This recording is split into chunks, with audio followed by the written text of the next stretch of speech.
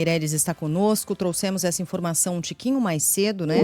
Aliás, informação apurada e trazida em primeira mão pelo nosso Rodolfo Schneider, de que um dos pacientes infectados com HIV, após um transplante de órgãos no Rio de Janeiro, continua internado e com estado de saúde delicado, né? A Agatha vai contar os detalhes para a gente e o que mais há de novidades nas apurações, nas investigações, até porque a gente teve mais prisões ao longo desse fim de semana sobre esse caso aqui, não é, Agatha? Bom dia para você, boa semana.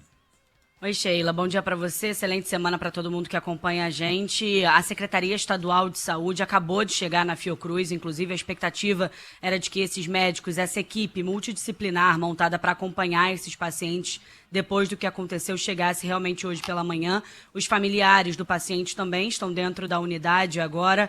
Eles estão, óbvio, conversando sobre o caso e tentando entender os próximos passos. O paciente de mais ou menos 70 anos está internado, está entubado desde ontem à noite. Ele deu entrada depois de se sentir muito mal.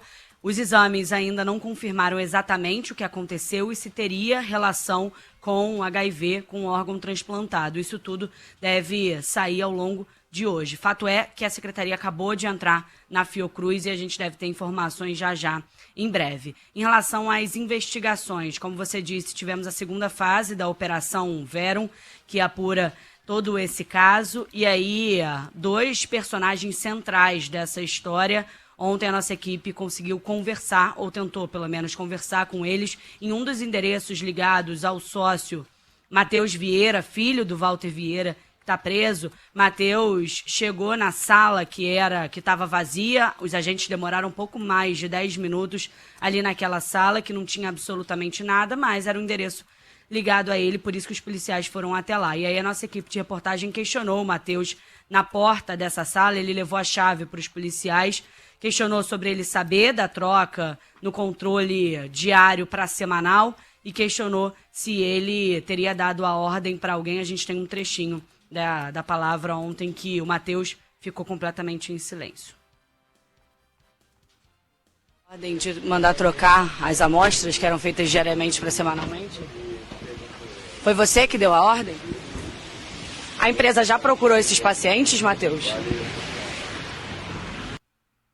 Ficou completamente em silêncio, diferente da Adriana Vargas, presa ontem, a única presa ontem nessa operação, que quando foi questionada falou para a nossa equipe de reportagem que ela não sabia dessa troca, que ela não deu a ordem e ainda que os técnicos plantonistas seriam os responsáveis pela assinatura e pelo laudo errado.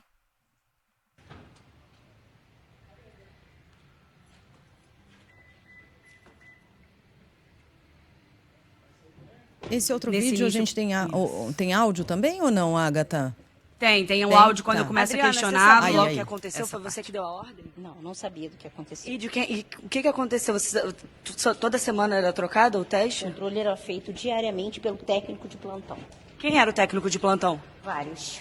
E em relação a esse erro, quem era? Você?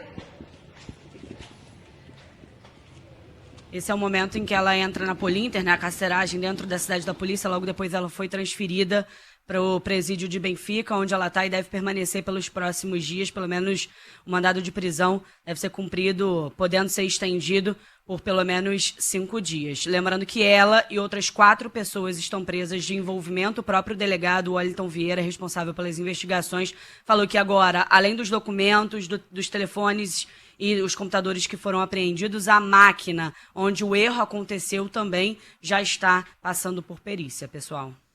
É muita coisa nessa história toda e tudo muito grave, né? A gente vai trazer mais das investigações ao longo do dia, em especial, é claro, também no noticiário local do Rio de Janeiro, com a Agatha Meirelles, o Vinícius Donola e o Rodolfo Schneider. Então, bom trabalho para você por aí, Agatha, até mais.